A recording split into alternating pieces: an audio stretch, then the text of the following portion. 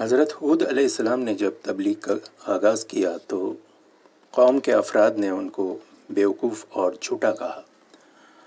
قوم کی سمجھ میں نہیں آتا تھا کہ اللہ واحد کی عبادت کے کیا معنی، صرف ایک ہستی اتنے بڑے نظام کائنات کا انتظام کیوں کر سکتی ہے۔ ان لوگوں کا خیال تھا کہ کائنات کے لاکھوں شعبوں کے لیے ایک خدا کی کارسازی ممکن نہیں، اس لیے انہوں نے دنیا کے مختلف امور کے لیے الگ الگ معبود قرار دے لیے تھے اور ان کے مختلف نام بھی گڑھ لیے تھے۔ حضرت ہود علیہ السلام نے ان کی اس تجویز پر بارہ اعتراض کیا کہ اے قوم، کیا تم مجھ سے ان ناموں پر جھگڑتے ہو جو تم نے اور تمہارے باپ دادا نے رکھ لیے ہیں، جن کے لیے اللہ نے کوئی سند اور دلیل نازل نہیں کی ہے؟ یعنی یہ صرف نام ہی نام ہے جن کی تم عبادت کرتے ہو، ان ناموں کے پیچھے کوئی طاقت، اقتدار نہیں۔ تم کسی کو بارش کا رب، کسی کو ہوا کا، کسی کو پانی کا، کسی کو دولت کا، کسی کو صحت اور بیماری کا خدا کہتے ہو، حالانکہ ان میں سے کوئی بھی فی الحقیقت کسی چیز کا بھی رب نہیں ہے۔ لیکن قوم اس حقیقت کو تسلیم کرنے پر قطعاً آمادہ نہ ہوئی۔ انہیں کسی طرح بھی یقین نہیں آتا کہ صرف ایک ہستی اتنے بڑے نظام کائنات کو کیوں کر قائم رکھ سکتی ہے۔ کائنات کے لیے تقسیم کار ضروری ہے، یہ قوم اللہ تعالیٰ کے لیے اہل کار تجویز کرتی تھی، مگر اللہ تعالیٰ کے وجود کا انکار نہیں کرتی تھی۔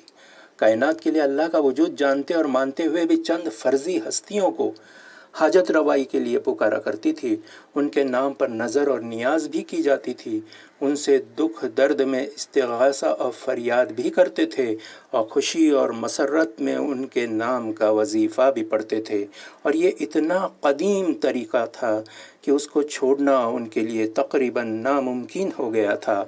اس طریقے پر ان کی پشتیں گزر گئی تھی۔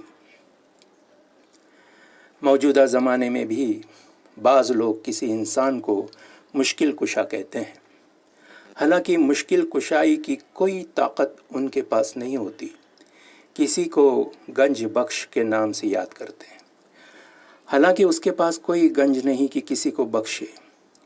کسی کو داتا کہتے ہیں، حالانکہ وہ کسی بھی چیز کا مالک نہیں کہ داتا بن سکے۔